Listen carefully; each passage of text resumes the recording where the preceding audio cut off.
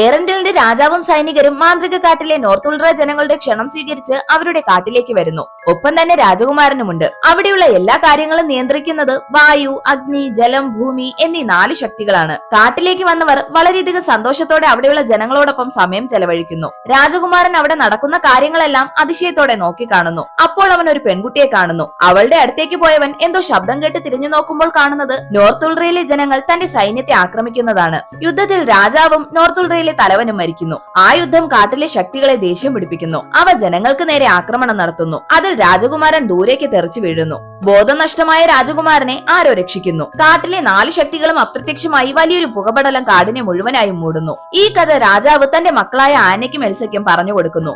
അതിനുശേഷം വർഷങ്ങൾ കഴിഞ്ഞ് എൽസയ്ക്ക് ഒരു പാട്ട് കേൾക്കുന്നു. പക്ഷെ വേറെ ആർക്കും അത് കേൾക്കുന്നില്ല. അവൾക്കത് എവിടെ നിന്നാണ് വരുന്നതെന്നറിയാൻ ആകാംക്ഷ തോന്നുന്നു. അവൾ അത് അന്വേഷിച്ചു പോകുന്നു. അവസാനം അവൾ ചെന്നെത്തിയത് നോർത്ത് ഉൾറയിലേക്കാണ്.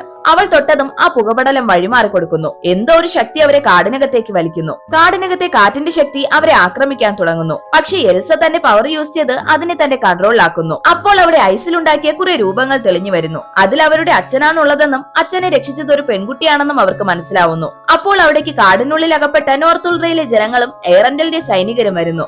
ആനയുടെ കയ്യിലുണ്ടായിരുന്ന ഒരു സ്കാഫ് കണ്ടതും അവരത് നോർത്ത് ഉൾറയിലെ ആളുകൾ യൂസ് ചെയ്യുന്ന സ്കാഫാണെന്ന് പറയുന്നു.